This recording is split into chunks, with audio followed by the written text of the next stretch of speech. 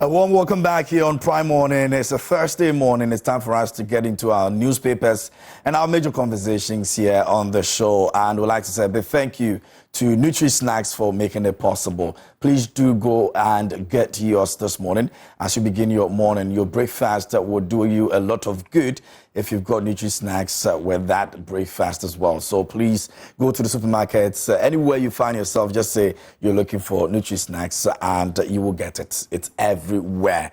And I keep saying that it's a family thing. So once you grab it, you make sure it's spreads to every single person in the family. Don't be selfish about it, all right? Spread the news. Let everybody get to enjoy it. Nutri-Snacks is very delicious and nutritious, and it's what you need to make your day a very great one. I normally will do Gary soakings and have Nutri-Snacks in there because that collaboration is an amazing collaboration. If you have not tried it before, you should, and give me feedback when you do.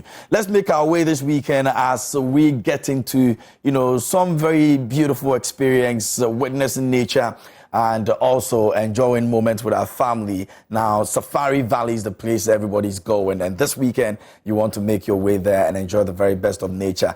It's 250 Ghana cedis and you're good. If you've got kids that are younger, 6 years and below, you might also want to take them along. It's free for them as well. So please do well and make sure you are also showing up this weekend. We're all making our way there. I'll be leaving tomorrow evening.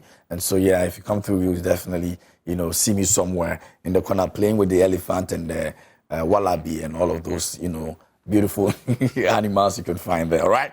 So let's make it happen. And we're going to get into it. So we'll be looking at the front page of the newspapers, and then we'll get into our major conversation. This morning, we're looking at a few things that have come up. The former president, His Excellency Mahama, has spoken about the issue of the mess that has been created by the NPP, and the fact that Ghanaians have been very, very lenient with the NPP and Akufo-Addo. We're also going to be looking at the abolition of the death penalty. There's been some other issues that have come up. We're going to be looking at it this morning. And, yes, of course, human rights, we're definitely getting into that conversation. And whether it's a win or loss for them, we're definitely going to find out here on the show. And also, we'll be looking at the issue of the new ministers that have been appointed. Don't forget that we said earlier that the NPP have put out the balloting. And, we've seen the numbers where everybody's falling right now. And that's going to be part of our trending issues this morning. So if you want to know where each and every member that you support or candidate that you support will be, you definitely have to check out that conversation after this very segment and find out some more on that. But now at least we know about the three people that are the topmost and where they belong us at this moment. All right, so we'll get into that conversation also as well. And a few others that will be coming through. I've got the NPP and the NDC representatives who will be joining us this morning for us to have those major conversations here on the show. But in the meantime, we're going to be going into the front pages of the newspapers. Now, I've got in my hands the Daily Graphic. Daily Graphic is here this morning, and on the front page it says that birth asphyxia, 50,000 babies die annually. Ghana Health Services reported on that. And away from that, GPAC celebrates Golden Jubilee, and black flies invade La Nkwantanang. Doea, page 20's got a story on that as well. So you need to read about it and find out what exactly this black flies we're talking about is all about. Now, at the back page, we have waste treatment plants commissioned in Western Region. And UGBS begins second phase of graduate lecture halls. That also captured in the Daily Graphic this morning at the back page. Now, we get into the center spread. Exempt Copyright Office from capping policy. PAC says so. Blind Union launches technology service. And let's use COVID-19 levy for research, innovation. Professor Awandari to government. Best in the situation now. Yeah, because really, if we're still paying, then it's got to be put into good use. So I think I really agree with that. I don't know what government is doing with regards to that, but I'll be finding out from, I was in the studio, so I'll find out from him what his government is doing with that.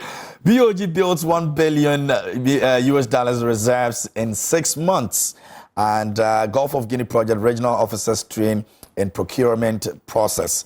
Now, ECG experiencing transformer thefts in Eastern region. And speaking about ECG this morning, we'll be looking at the IPPs and what they are saying about their monies that is owned them by government now, from 2 billion to 2.3 billion. And now today, there's supposed to be a very serious and emergency meeting.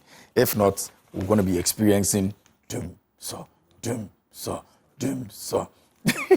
So the outcome of the meeting will definitely decide on that, but we hope that it comes out well. All right, so we'll be having that conversation as part of our major issues we'll be looking at this morning. Now, Shraj overrules objection raised against its jurisdiction, and Kimbu SHTS launches 150th anniversary, and businesses, government agencies urged to leverage international opportunities, and that's also in the center page of the Daily Graphic this morning. Now, Military Academy intake 15 marks 50th anniversary.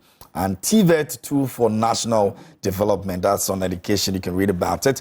Police sensitize school children to road safety practices, and 2 entities partner to boost health tourism. That's also in the Daily Graphic this morning. Let me see if we can get a few and then we'll move on. Mahama urges citizenry to uphold values, and my priority is to transform Bolgatanga East.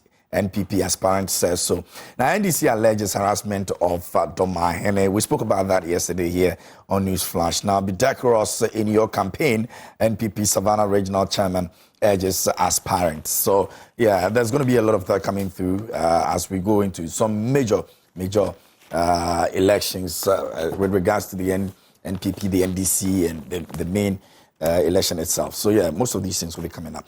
Now, Daily Guide says that Bawumia picks 10, Alan 2 for NPP confab, and Standard Chartered post strong income growth.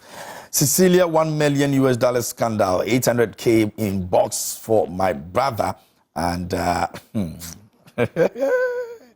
so I watched Paul Admotre yesterday evening, explain this, and actually I don't know what exactly the entire explanation sought to achieve, but it's believed that the monies that were in that house, about $800,000 of the monies that were in that house from the 1 million was for the late brother of Cecilia, and the mother actually had custody of that amount of money and called her and said, you know what, your brother left you so and so amount of money, and you would have to come for them because it's your money, it's not mine. And so she went for that money, and so she put the money in the house. I don't know what that sought to achieve, but that is what Paul Admotre on Good Evening Ghana actually said. And it seemed to be getting a certain traction, and so maybe we would have to try as much as possible to investigate that as well and see if indeed that is what it is. At the back page, Minister commends Nana for resolving Anoka impasse. And that has to do with sports. Mustafa Yusuf, the sports minister, is captured over the Kenyan confirms Homo Marathon participation. And the Dons left Nungwa Southside Unity Cap. Paris Mayor blast PSG over Mbappe treatment. That also at the back page of the Daily Guide this morning. I love my naked look, Michi says so. And Davido doesn't owe Muslims apology. Wole Soyinka actually speaks on that. Shatawale Freedom Wave concert December 25th. And GIPC launches Ghana Club 100 awards. That's also captured by the Daily Guide today. Now, court fractures Kwesing's delay motion, and missing forest guard found alive. Police report on bullying student Reverend Forjo says so. Deadly Mediterranean wildfires kill more than 40. Some foreign news. Niger president held in coup attempt, and the military has actually given them an ultimatum to stop it, or they also act accordingly. We'll find out what exactly that also progresses in the coming days. Now, away from that, the Business Finder says 7,500 jobs to be available from 2 community mining schemes, and SEP to hold Made in Africa Women and Children confab. Israel Ghana must raise levels of investment. That's the finder, the Business Finder this morning. The last one for me this morning will be the Chronicle. And the Chronicle on the front page says, Bawumia revives Asieho slogan. picks number 10 Sports, Ken 1, Alan 2 on the ballot. Okay, so it's not a bad idea. Yeah, I'm sure these are part of the strategies that, people like you will be looking out for, how they're able to turn the 10 around and make it look very attractive. It's going to be a long journey. Trust me on that. It's always been attractive. Okay, we'll get to that. Now, I've not forcefully taken over just Lance. John Kuma says so. And Lands Ministry launches community mining scheme. 7,500 jobs expected. Stanchart posts strong income growth in 2022. Affirms commitment to Ghana. At the back page, African Games to position Ghana as a sports hub in West Africa. And Man United make opening of £50 million bid for Atlanta forward Rasmus Højlund, and Messi scores twice in first Inter Miami stats. He's going to be scoring some more. That's Messi we're talking about here, by the way. The best that has ever touched the round ball, believe it or not. Now, Jachi Kwesi not in court to talk law, but sentiment. AG says so. And Serene Insurance nearly lost $140,000 to grand fraud, court told. And away from that, $20 million waste treatment plant commissioned in Takoradi. And also there's some Chronicle editorial that you want to read. Yes, we support prosecution of Adisadel students, and that issue, we spoke about it extensively here on the show yesterday, I beg your pardon. Now, I've not forcefully taken over Ejiso Lance. John Kumar says so you can read about that also. Naira records marginal gain against dollar. Hey, yeah. Nigeria talks tough as soldiers attempt coup in Niger. And Game Pack Limited conducts first live lotto draw. Let's get to see if we can have some more. Savannah MPP chair advises flag bearer hopefuls to conduct clean campaigns. And it's time to break NDC's dominance in Bone. Katamanso MCE says so. All right, so pretty much that will be some stories that have come up in the Chronicle today. Now, Bible verse over there says Jeremiah 6:16, and it says, "That says the Lord, stand by the roads and look and ask for the ancient paths where the good way is, and walk in it and find rest for your souls." And this morning, it's pretty interesting that and Rosalind got into some biblical understanding of what the number 5, number 10, number 1, number 7, and all of that means. And I'm sure it will be in clear reflection of what has happened yesterday. And so, which is the stronger? Is it number 7, biblically? Number 5? Well, I'll argue that it's number 5. Rosalind argued that it's number 7. I probably will argue that it's number 1. Many thanks to Nutri Snacks this morning for helping us, have this conversation. We're grateful. And, go get yours, please do. Please do. It's very, very necessary. Now, Big Chef Tertiary is happening. It's Sundays, 5 p.m., so do not miss. The tertiary students have taken over the kitchen, and they are doing massive job in the kitchen. They're cooking plenty recipes that you can learn from. If you're a bad cook like myself, proud bad cooks like myself, that's where we watch and learn. And so please join us this Sunday at 5 p.m. We'll be watching keenly the next recipes that will be coming, and we'll learn from it. It's about learning and not really putting it into good use, but it is what it is. Anyway, in the studio with me this morning, I have over here Renaya Piantemi is joining us this morning from the NPP, and he's doing a lot of work in his constituency. We've promised that we're going to be, checking out his constituency very soon. So we'll bring you some, very, very nice footage of what has been happening over there. And then he will also share with us the dream. He's got a big dream, and he's going to share with us that dream. So please do well and monitor the space, okay? He's one of the very, very nice gentlemen you can find, all right? So, he's part of the NPP communications team. And I have over here Godwin Ayabak Mahama. Garment also joining us from the National Communication Team, NDC. And he's also doing some incredible job for the party as well. So the two of them, as always, are family here, and they will help us have the conversation. Gentlemen, good morning. How are you all doing? Good morning, my brother. How are you? I'm very well. Interestingly, we both decided to do polo this morning. I don't know what happened, but it was good. You remember the first time I met with my friend? Yeah. were in suit, black suit. That's true. You're all in black. Yeah. So today, I might to say that you also plan with me. Yeah. I decided to do it will be going on like that. Telepathy. It will be going on like that. But Godwin, are you okay? You good? How was your week been so far? For life, I'm good. For life, I'm good. But you know, but for the other side? Yeah, for the other side. Yeah, things are hard. So we wake up every morning and we just have to give praise to God for keeping us alive. It could have been worse. It could have been worse. Yeah, you know, it could have been worse. But you see, the last time I had, I think, about 15 minutes, 20 minutes conversation with Yeboah. And surprisingly, today you brought the issue up about his intent to contest in his constituency. To be frank with you, after the conversation, I asked myself, why does he find himself in MPP? Because he has a very brilliant ideas for the constituency. Yeah. When you go to gender in terms of male, he has it. Female, he has it. Yeah. When it comes to youth, the aged, you see, he has been able to take his time. You could realize that he's somebody who really knows his constituency and knows what the people really lack and needs. And I ask myself, and I keep asking myself, I think in the near possible future, I have to let him cross carpet to the NDC, because MPP don't have such brilliant youth of his kind. I don't know why he finds himself there, but I will urge his constituents not to look elsewhere. No, you will respond to that. Why you pull this one? No, I'm with you. Yes, actually. Yes. So this one you are not responding to it. It's something we planned. And we're executing it very well. So I really urge his constituents not to look elsewhere.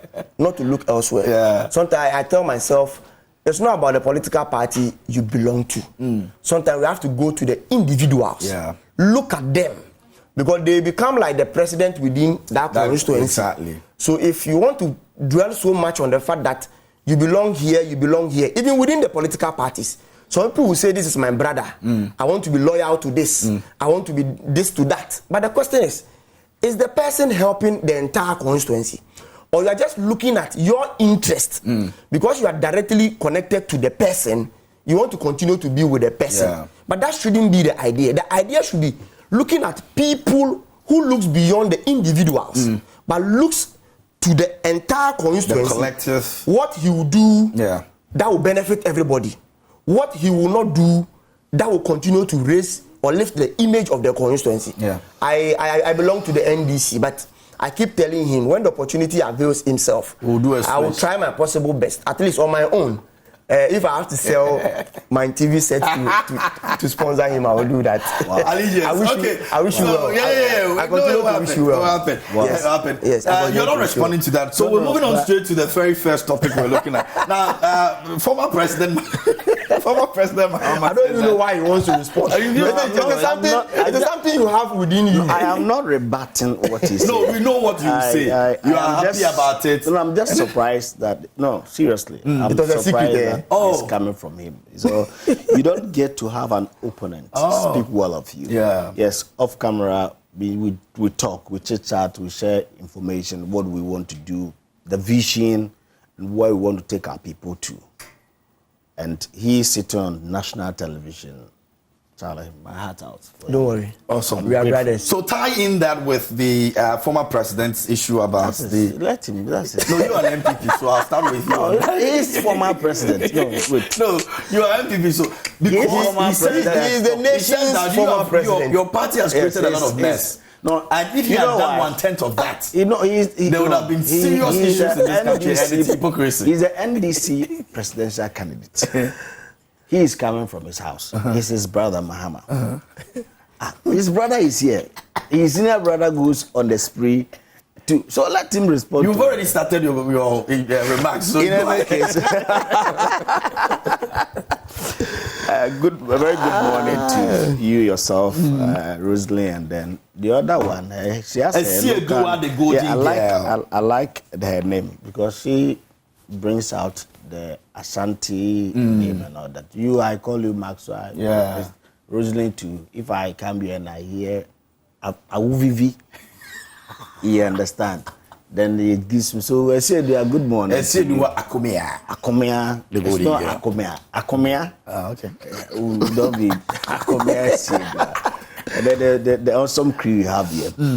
As an Emanso across, so let me say good morning to Obrimpon Sintimpoku, the Achim Manso Hene.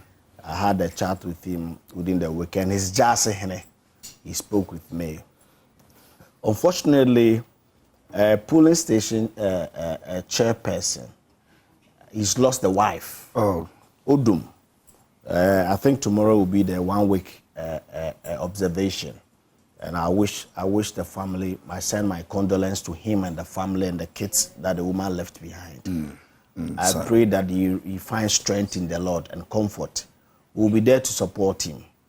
And then the total MPP family. This woman has been illustrious. She's been helping the party. When you go to the area, the way she would go get you water and stuff.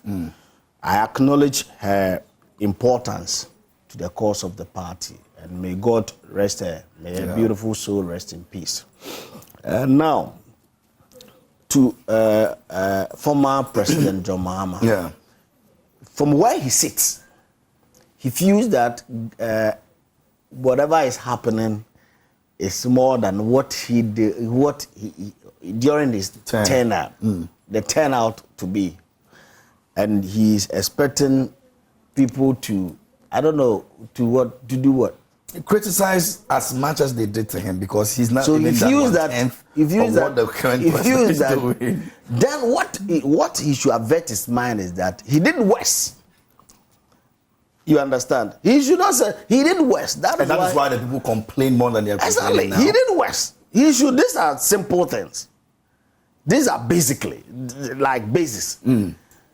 If he himself acknowledged the fact that in his tenure he was heavily criticized, it means that he was doing the wrong things. That is why he was heavily criticized. It's simple. I don't know why. Those that advise him, I know he has advisors, Joyce, Bawa Muntari, and good people around him. I think they should be helping the former president. And he was touted as the best communicator in our political space. So I would wish that he guides himself a bit. If he comes out to say that Akufo-Addo's government is not being criticized the way they criticize, then what it supposes that you did worse things. You did things that the people of Ghana were not so happy with. Why would somebody complain? Myself and my brother, we've been brothers, yourself. And all the time I've been doing the wrong things.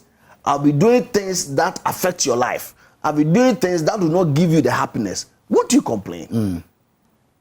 That is what he has just put out there. That is the meaning of it. So it's not Ghanaians being hypocrites, no. But it's just that they felt. So if you are even saying Ghanaians are hypocrite and you are still asking for their mandate, is it possible?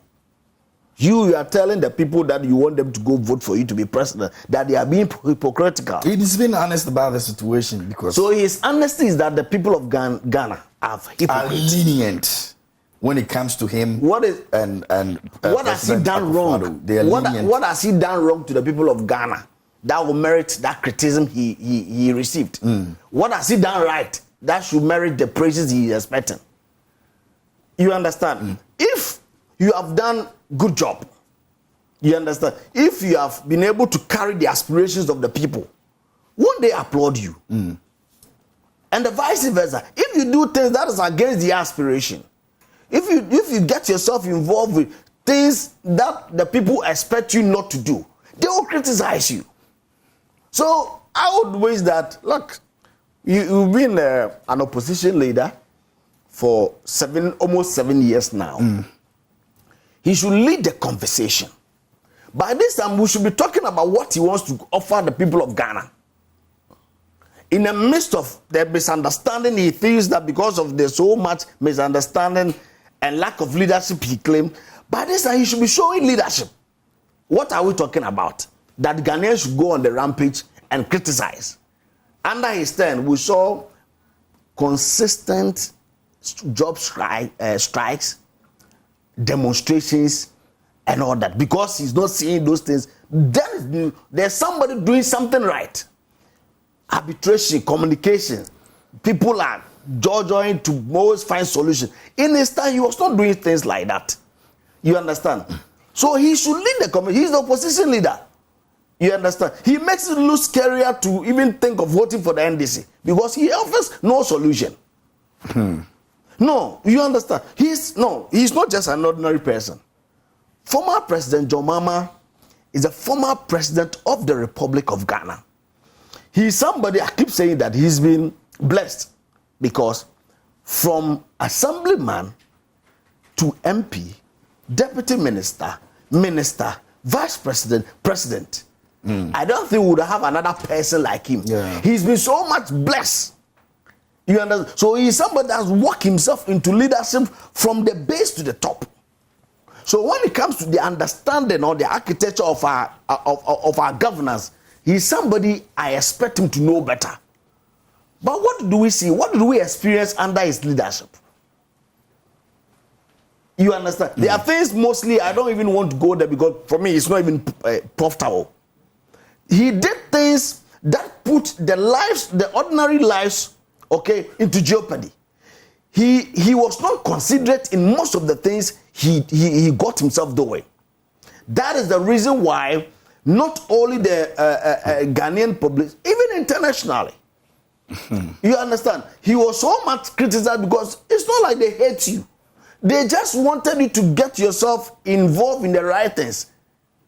So by this time, he should stop this argument that the current president is not being criticized. And therefore, he expects the general public, he was saying that the Christian, whatever it is, to go, no, to what end? Now, tell us what you want to offer people of Ghana, what you want to do. That thing he went on saying, look, the last time I was telling somebody that, look, they should stop the former president from making certain public pronouncements. Imagine from where we've moved from the abyss of our economy, from 1966, the coup d'etats, right up to 1981. Jerry Rawlings show up, and then we, as a people, decided that let's end this trend and be democratic. And be democratic. You've been president, and after your time, you go to OT, and then if there's misunderstanding, all you could do is that the NDC, which you lead, was born out of what? Chaos and violence. So when it comes to unleashing violence, nobody does it better than the NDC. This should be coming from my brother, not a former president. When a former president speaks, we should see what? Unity in it. We should see cooperation in it. We should feel a sense of what? Togetherness in it. We don't have to hear a former president speaks, and what that they want to portray out there is to amplify the volume of those who are looking for the cracks of what? Our nation. Is that what we're looking for? Okay. Wrap up for me. Yes. On this issue that he said that this president should be criticized for what? People has allowed, this president has allowed the system to work. Today there's a special prosecutor office that this president created, which is working. There's strats and all that place. So what are you expecting the people to talk about? Criticize for what? So we beg him. He has admitted that he did worse things. That's why he received those criticism. He's not expecting the one who's not done those things to receive similar. Same. Okay. You understand? So we beg him. He's a former president. I have a lot of respect for him. You understand? Because he's so much blessed. He should let the people of Ghana feel that sentiment of peace around him. I get to that. Okay. And then he should lead the conversation, the next phase of our life. Then when we sit in the national televisions like this, then we'll get to talk about issues, not to build poetry for those people. No. Those ones are not what we're looking for. All right. And these are not the things we expect from a former president. Okay. Godwin, your take. Let me say a good morning to your viewers, a good morning to the people of the Domiabra Obon constituency. And good morning to your crew and yourself here, and my brother Yeboah. See, I've been listening to my brother from the beginning of his statement, and I thought at least he could mention some of the things that he claimed were worse under John Mahama. but he kept on saying that he did things, but he never did good to himself for not mentioning any of them. But before I delve into the issue, let me tackle these 2 points he made. If you want to make any statement and you take it out of context, you'll be misconstruing the rationale behind the statement the person made. John Mahama made that statement in OT. I think with regards to the Ayawaso West Wagon issue. So I asked myself, if the president of the day that's supposed to supervise a peaceful election is supervising an election where people are being shot, live bullets are being used, what do you expect the former president to say? Because it was against his people. So he was just admonishing the government that if they have forgotten, they should look at the genesis of the NDC. What is wrong with that? And who doesn't know the genesis of the NDC? Is it something you need to hide about? If you refuse to forget where you are coming from, or if you refuse to know your route, you will know where you are going. But what you should be talking about is the act that happened in Ayawaso West Wagon, which today has become an albatross on this state. People keep making reference to it because it has never happened in the history of this country. You leave that one and you go talking about the comment made by His Excellency John Dramani Mahama, which he never stood there to just speak because he felt like speaking. It was something that generated that. Two, he spoke about the fact that the OSP's office has been created. The question I ask myself is, why? How difficult it is to create an OSP office? What you should be talking about today is the achievement of the OSP. And I can tell you on authority, since its establishment, tell me any single case they are prosecuted. The Attorney General's office has even prosecuted a lot of cases than what we have even done. Iyoku, Ghana Police Service, are even doing better than the OSP's office. And I keep repeating this, that the OSP's office, for me, is still a white elephant office. Because with all its investigation, what is the bottom line? Is to prosecute. When you read Article 88 of our Constitution, to prosecute a case for and on behalf of the state, the powers are given to the Attorney General, not the OSP. So with all the investigation that the OSP will do, the OSP will need the approval of the Attorney General before he or she can prosecute. So it tells you that the office is just there.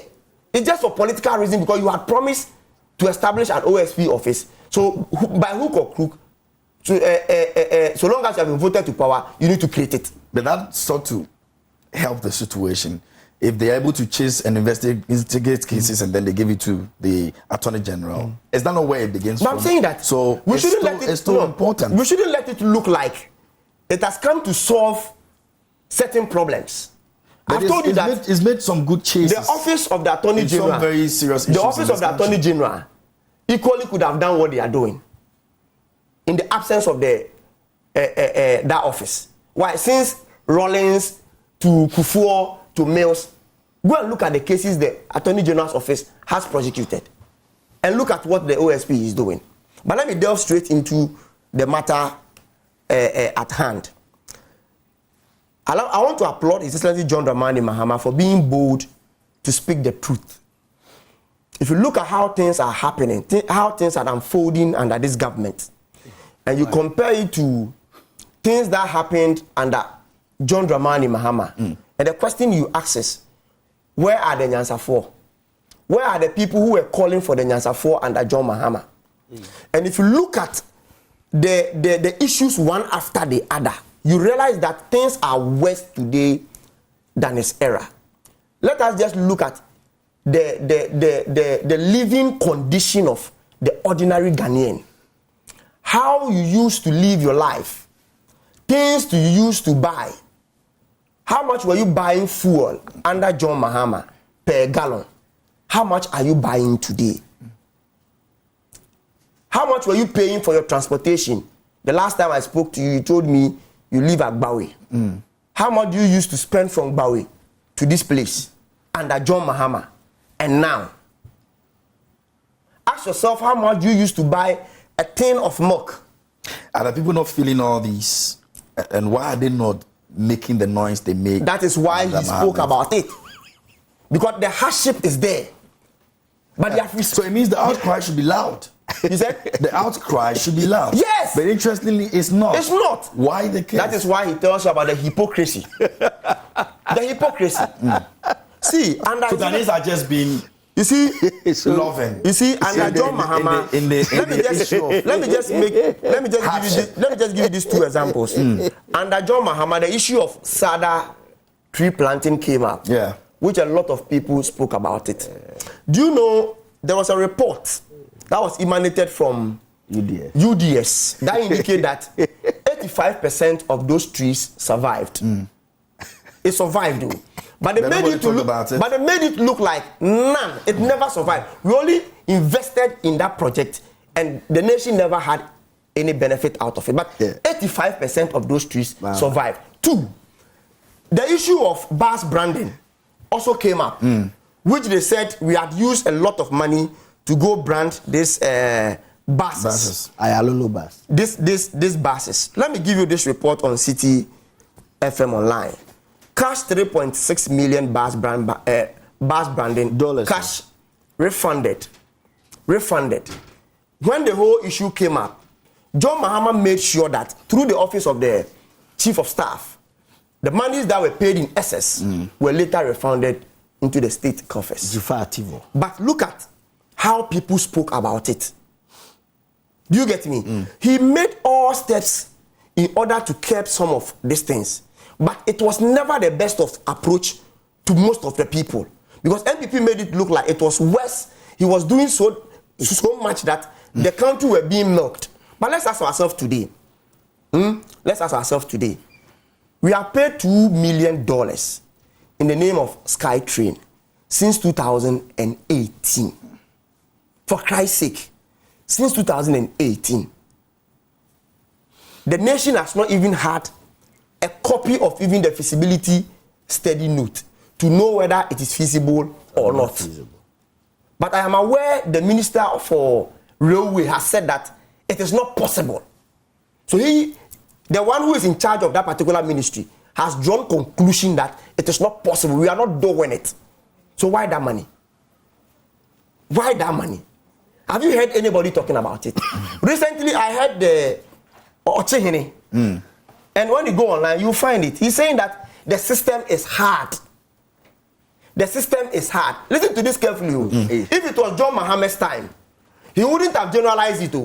He would have gone directly to attack the personality of John Mahama and his administrations. But today, his brother, his uncle, is the one leading this nation. So he throws it, times are hard. As if it is you and I, including Yao Yabua, who is supposed to fix. So it should have been directed to the president. It should have been directed to the government of the day. But he makes it look like it is the responsibility of you and I to make sure that the system works. Who is the one in charge? Okay. Who is the first gentleman of the state? Who is the commander-in-chief? Ghana will practice executive presidency. So anything is the president. Because he appoints people who share in his dreams. People who can help him to realize his manifesto. So if things are not going on well, you don't come and generalize it. Okay. Look at this Sputnik V issue. Try and wrap up. Look at this PDS issue. Look at this PPA issue. ABA-AJ. Look at this Australian visa issue. Look at this excavators. Look at this Galamsey issues. I can go on and go on and go on. But these things, if, as John said, if about one tenth of these things had happened during his regime, Ghanaians would have crucified him. But today, it's like we are using soft gloves in punching the government of the day. Whilst during his time, people had to go for metal gloves in punching him. At least as a people, we need to be factual and real to ourselves. If things are not going on well, the way you tackle me, tackle whoever takes the realm of affairs as well when things are not going on well. Okay, so we'll move on to the next issue. The next issue you can still tie in with the next issue. Now, let's move on. So there's and this is a very serious concern, right? The IPP we are done. issue. No, it's not an issue. Your The former IPP president. issue. Oh. Now, Your former president. Yes, we are good. Your former president. The independent power producers have owned 2.3 billion. Now, there's supposed to be an emergency meeting today, else we don't know what the outcome may be, but that meeting is very crucial today. Yeah, let's take a look at this. I think a couple of weeks ago, we made mention of this issue. I think Godwin or someone mentioned it, that there are serious issues going on at the IPPS, and if we don't tackle it, there's going to be a lot of issues. Now we have to go for this emergency meeting. Where are we now? Our power supply. Okay, thank you. One will say there's going to be an emergency. Earlier on, you indicate that maybe we're going to go back to Domsono. That's not the case. There has been restructuring of the whole debt that has been there from time because of the IPPs, the Independent Power Producers Agreement. You know, there were this issue that has to do with excess capacity that we have to deal with. Yeah.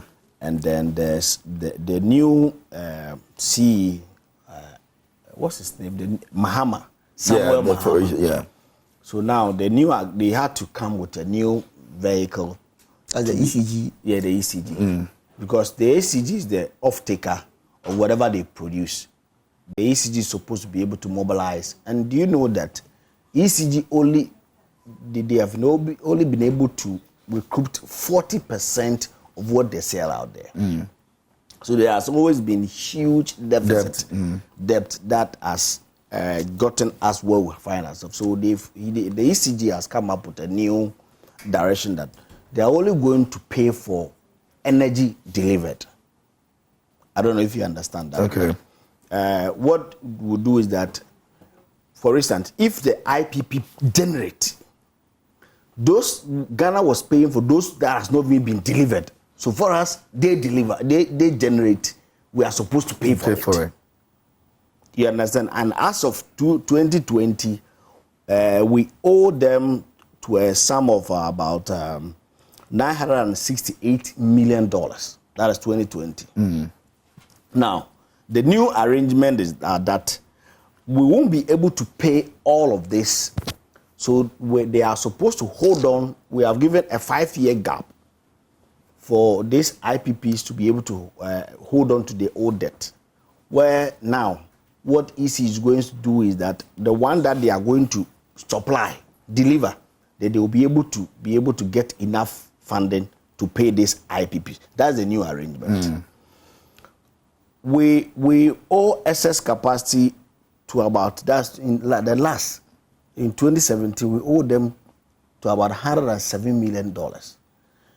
In 2018, we owe them about $175 million. These are excess capacity. You understand? And then in 2019, it was about $373 million. And then $313 million in 2020. When you put all of them together, is the one I gave you.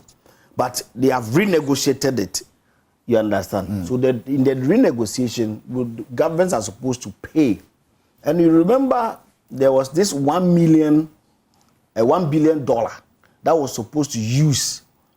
But when that money hit the account of Bank of Ghana, they used it to offset the initial debt. The ones that... You understand? So there's no money now. The only time we can get the money is for EC to be able to deliver, sell.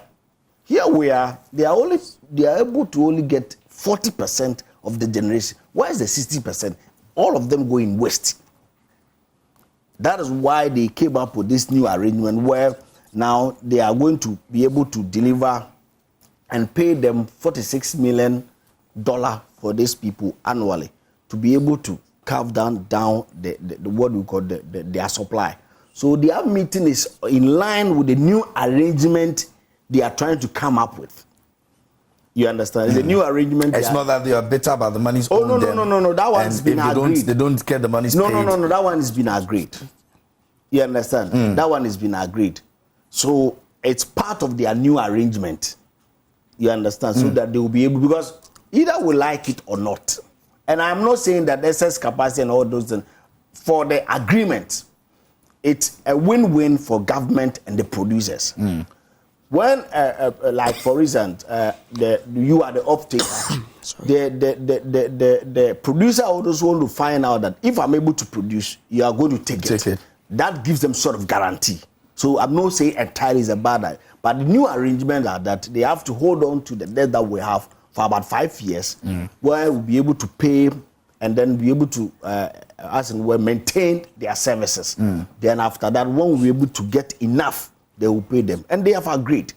So it's part of the continuous engagement they've been having. In June, they had this similar thing, and they are going to have another one. So this is part of the meeting that they have. It's part of the processes to restructure the debt and then the repayment, so that at the end of the day, they will be able to maintain the lives. At the end of the day, what we're saying is that these organizations are here.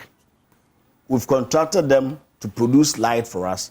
You understand? So it is not about I'm going to cut off the light. And no, it's not about it. We've gone past that side. Now it's about the restructuring of the debt and the repayment of it that they are going through the phase. So it's becoming a ritual, something they meet occasionally to discuss about it and see the way forward. If there has been some menace, now the whole issue has to do with ECG ability to be able to recoup revenue, to be able to pay for what they have received. But if people are, for instance, that's why Samuel Mahama, I applaud him so much. You see, we are in this country where institutions use electricity and they don't want to pay. Where individuals, households want to use electricity and they don't want to pay. The same household, the same individuals will come back and complain when the lights are taken. So how do you expect these people, you understand, to be able to maintain the lives when we are by ourselves? We've made it a point that we will not even contribute, we will not even help. Most of us, apart from those of us in the cities, for instance, Accra, Takrade, Kumasi, who are doing the prepaid. If you go to the villages and towns, they do postpaid. After you have used the electricity, you understand, and you say you don't pay. So we've all contributed to where we are right now. And you have, apart from public institutions that are evading taxes, there are also private institutions that are involved in these illegal connections. You understand? Yeah. We've seen the current trend where even police station at Esu, they are engaged in an illegal connection. Why? So we also have to educate and sensitize our people that we also have a responsibility. You understand? Okay. To be able to pay so that ECG will be able to collect enough to be able to pay for these IPPs.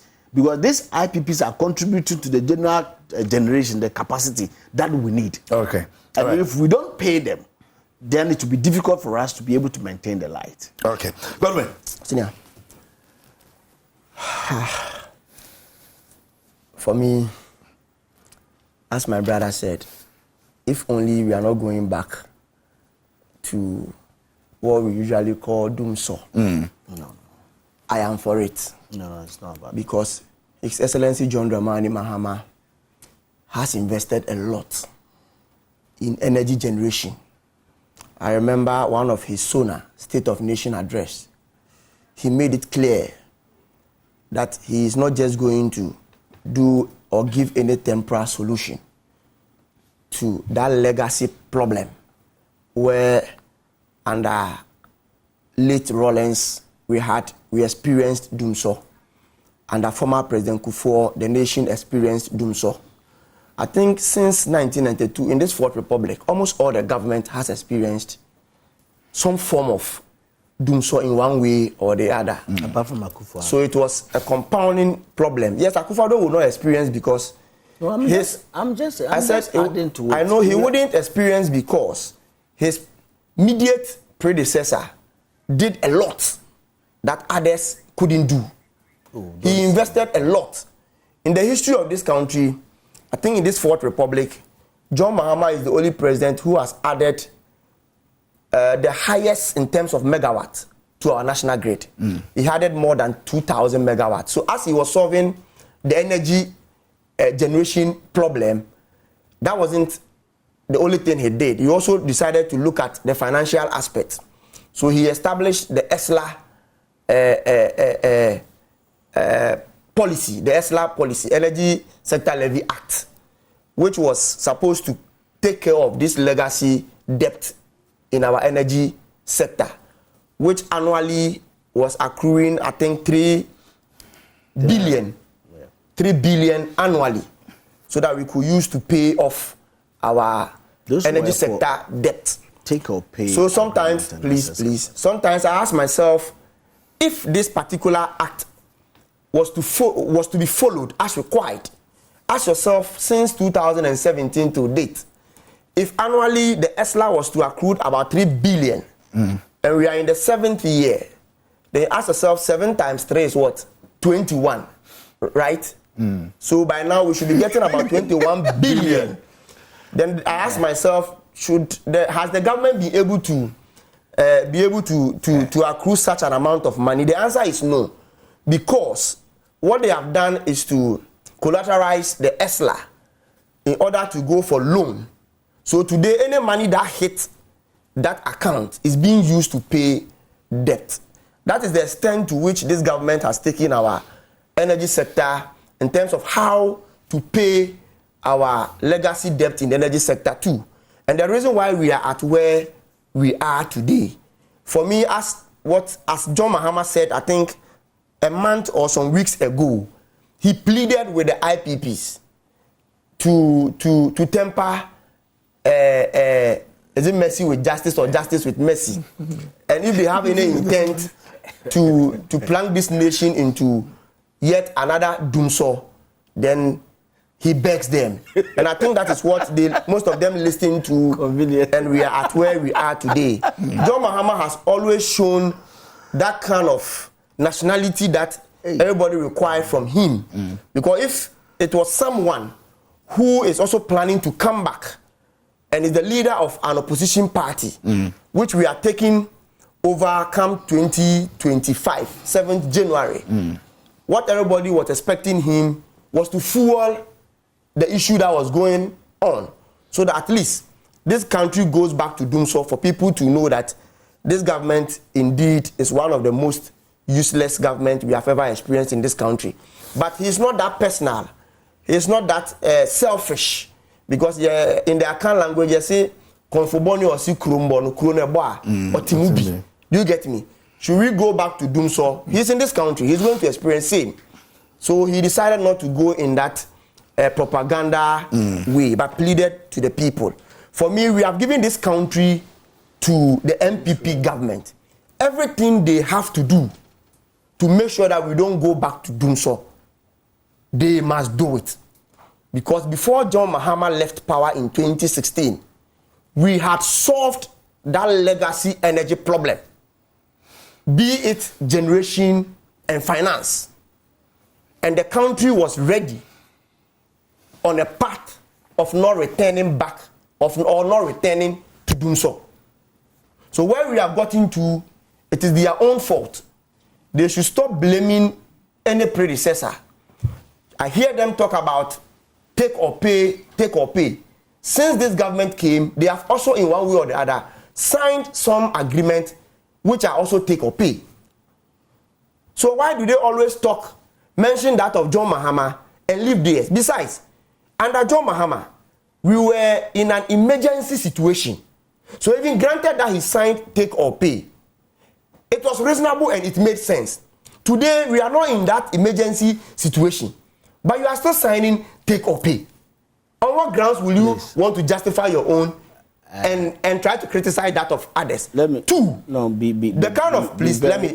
I try to be quiet. I decided to be one way for us and you, we want us to elevate this conversation, which we have always done. You understand? Don't create the impression that if you do and I bring it down. If you want to go the tangent you want to go, then you would invite us to go into those agreements you're talking about. You know the agreement between Send Power and Amandi. Don't worry. Let me. When I finish, you can come in.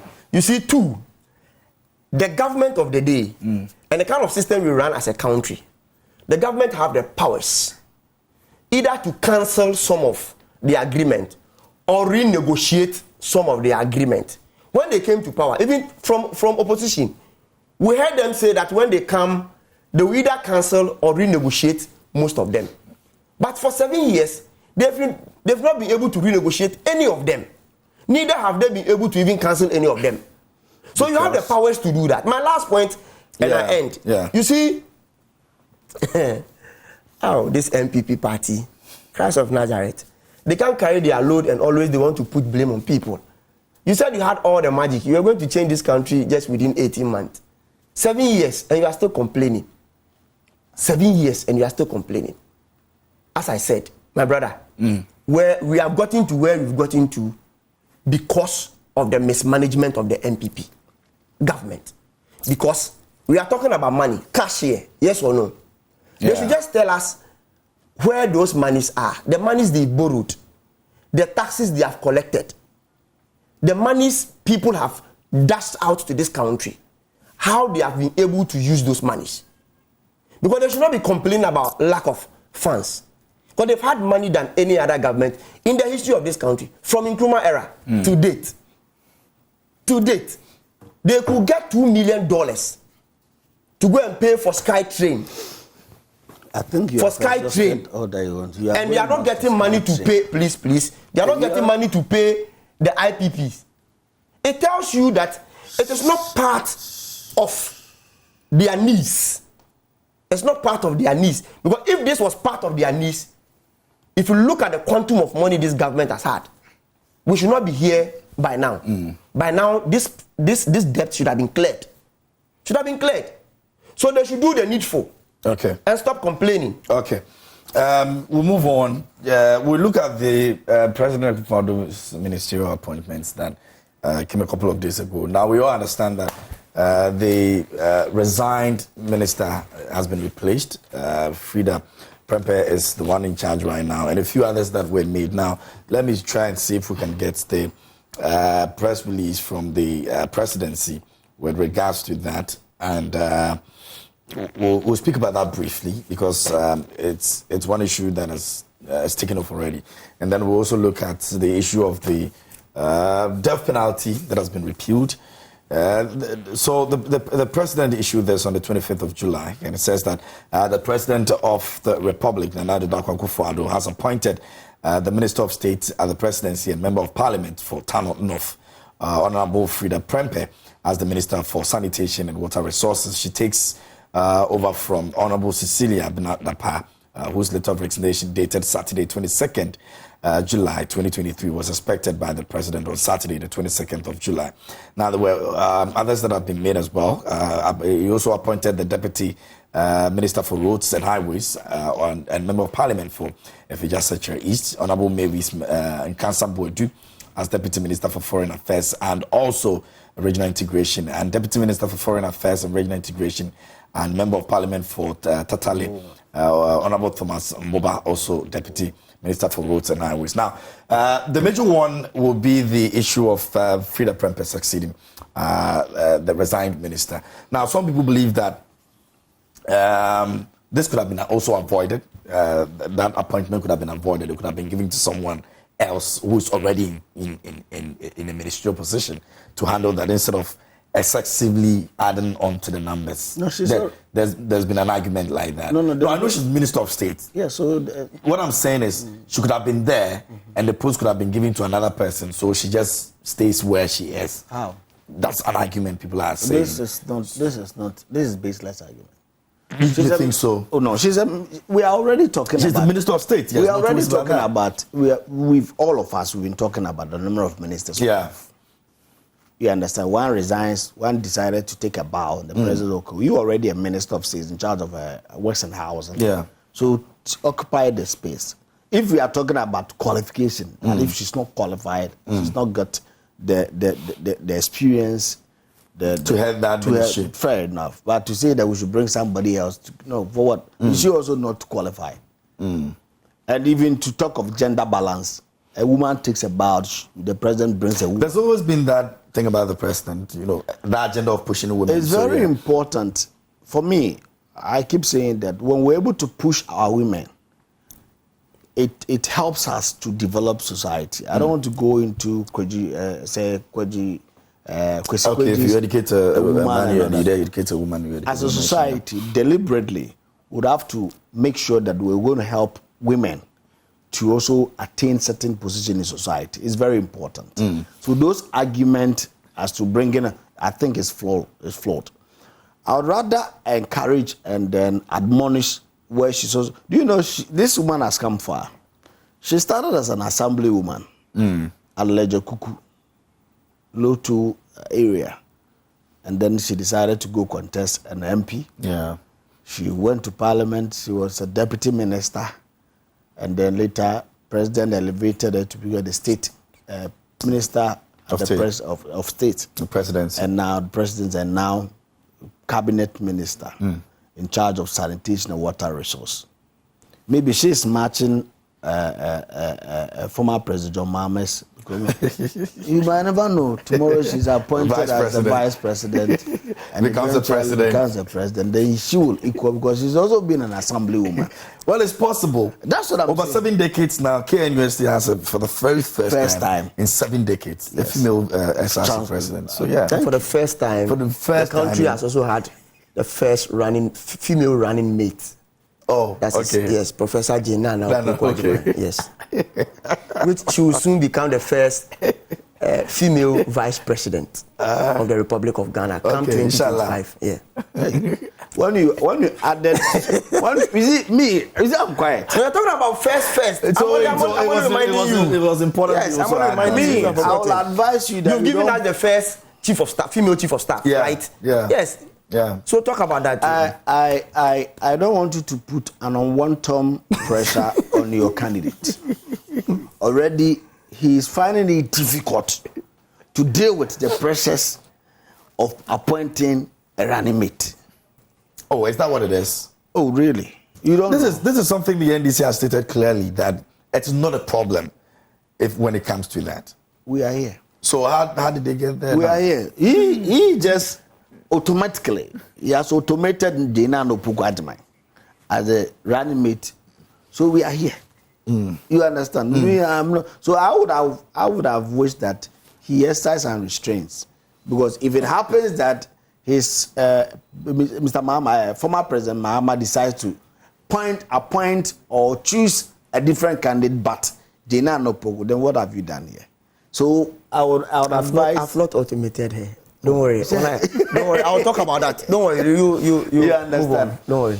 So she's a woman of substance, and I think that she'll do a good job. I think that she's got the experience. She's a 3-time member of Parliament already for Tano North, and I think she's got capacity. Her affluence and all that. Good job. In Kansa Boadu, yes, she's an upcoming. Yeah. She I think the first time in Parliament from a Fija secretary. And then she's been appointed as a deputy, minister for foreign affairs? Yeah. Or roots? Foreign affairs. I think she's for roots. And then the other man, Mbomba, is for foreign affairs. So I think this is a good pair. At least it gives them the level that we want them. What would ask that they should come and complement to what the president is doing. They should come and support what the system is giving people. They should come and distinguish themselves. You understand? That's a major thing. Yes, they should come and distinguish themselves. They should show themselves capable, because the president's tenure is almost to the end of the year, some 18 months maximum, and you've gotten the opportunity to serve. They should let their presence, their importance be felt by the people of Ghana, and they should be magnanimous in the kind of things they are going to get themselves involved. They are always precious from family, from society. Once you are appointed, they are going to chase you. But hey, put Ghana first. Always have in mind that you are serving Ghana, not your family, not MPP. Make sure that you do things that tomorrow your unborn grandchildren, great-grandchildren will come and be proud of you.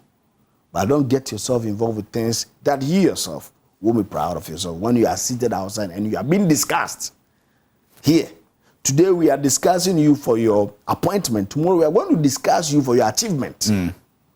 What are we going to talk about? Are we going to vilify you? or we're going to praise you. So it's very important that as they go into that office, I think for Frida, she's not going to be vetted because she's been vetted already. Yeah. Her own is an appointment. She goes straight to the office and work. There's a lot of work to be done. You see, the rains are out there. The gutters are choked. We would want him to assemble his team. She's an action woman.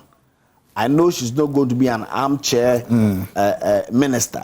She should step out there and make sure that our gutters are distilled and that our environment are clean. And it should contribute to the new environmental change, i.e. the climate change and all that, so that Ghana becomes a better place. Our water bodies that are being destroyed. She's a water resource minister. She should make sure that we stop these activities of galamsey. Her ministry should contribute so that we stop this activity of galamsey, so that we can have our clean rivers, we can have water bodies clean and distilled, so that we can take, malaria is back. Yeah. There are a lot of outbreaks because the gutters are choked and then there's this breather of mosquitoes. So we begged her. We want her to come. We want to see the impact she brings on board. Okay. And that will even qualify her for the argument of the running mate of whoever wins the MPP presidential, because she's somebody that can fit into that role. Okay, Godwin. I'm trying hard to see if we can, quickly do the death penalty. Our time is important. Our time is very stretched. So quick. You see, as we speak, until a new person is being mentioned as a running mate to John Mahama, I only know that of Jinana Opoku Agyeman. It is on that accord that I made that statement. Okay. It doesn't mean that she cannot be changed. She can be changed because the power is vested in the in the flag bearer. And if you look at the NDC's history, there are times where we've changed. Yeah, Professor running mate. Yes, changed I think twice before he brought even John Mahama. Yes. But I just made that statement. He changed Mumuni in 2000 and then brought. So I made that statement based on the fact that what is happening now. You see, this was an opportunity for the president to have merged sanitation ministry with other ministries. We have always been complaining about the size of government, where we are spending a lot, but we are getting nothing. I asked myself, since the establishment of the sanitation ministry, what significant achievement can we be outlining now? We spent $43 million that we want to distill the Odo, the Odo River. When I was coming, I dropped that circle. And there is no single change, no single improvement in the Odo. Then the question is it worth establishing a sanitation ministry? But because let me tell you, the work, please. The same place you're talking about, please. This country, we've awarded 600 million to engineers and planners. Engineers and planners was doing it for free. They were doing it for free, even with that. They took our equipment. Please. This is trite knowledge. Everybody is aware. He was doing it for free for this nation. He only required certain materials from the state in order to aid him. Please, I'm coming. That's Ibrahim Mahama. Yeah, Ibrahim Mahama. Even with that, because either fortunately or unfortunately the brother was the president, you lambasted him. But today we are spending $43 million. But the Odo still remains as it was 20 years ago. So where is the money? That's why people are even saying that they are not even surprised. Those are the dollars we found in Cecilia Dape's room. Because she didn't do anything with the money. So it was an opportunity for them to have merged sanitation ministry with other ministry. Because I asked myself, what work is the sanitation ministry doing that is different from local government ministry? Tell me. What work are they doing that is extremely different from the work local government ministry is doing? Are you telling me that should we merge sanitation ministry to Ministry of Works and Housing? Wouldn't it have been possible? It would have been possible. So if it was, the president was finding it difficult earlier to collapse sanitation ministry because he was finding it difficult where to place the minister and the others. This would have been a good opportunity. God has given him a way to merge that ministry with other ministry. But to go ahead and appoint a new person, it tells me that the president continuously doesn't respect the people of Ghana. Because we speak and he doesn't listen. Okay. My last point on this is, see, our time is the up, people they have appointed to this ministry and done these changes, see, they are the same people. Anyway, they belong to the MPP. Let's do it. The MPP as a party from head to toe have failed this country. It doesn't matter who they appoint to man any of the ministries. They have the same character. They have same experience. They have same technical know-how that they have applied for 7 years now, and the country is at where it is. I don't see any improvement. Okay. They are just in to collect salaries. Not double salary. They are just in to take salaries. Not double salary. Awaiting their exit come 7th January 2025. Okay. I wish them all the best. I know they cannot deliver. But who am I? I don't have the power to appoint. The president has done so. The abolishment. This one, our time is up. Our time, unfortunately. So we are doing unfortunately. Charlie, but what is going to happen is that there's something. Look, I have been telling you. Let me read something. No, I'm going to read something. Okay, let me finish this. So, who benefit from former President Mohamed Dumso, who signed IPP's stake or pay contract, who gave our Habot to the French businessman for just $7 billion for 35 years, who signed a Tua Forest to his brother, and who paid Woyeme without doing any work to Mother Ghana. To me, silence will be gold from former President Mahama, because his past is bad. That's Ejenim Boateng, Domipila 2 cents in that one. That guy. Okay. That MVP guy. Our time is up. No, I know him. But our time is up. We have to go. Parliament will abolish the death penalty for the ordinary crimes, including murder, genocide, piracy, smuggling of gold and diamonds, and attempted murder in prison, by passing a private member bill to the Criminal Offence Amendment Act, tabled by MP for Madina, Francis Xavier Susu, working alongside Ghana Parliament and the campaign group in London, the NGO, the Death Penalty Project. Do you know what this means? This means that we have opened the gate for those who want to smuggle our minerals. No. I don't agree with you. Our time is up. We have to go. Next week we'll continue this conversation. Thanks to my guests for coming through. This will be our news flash segment.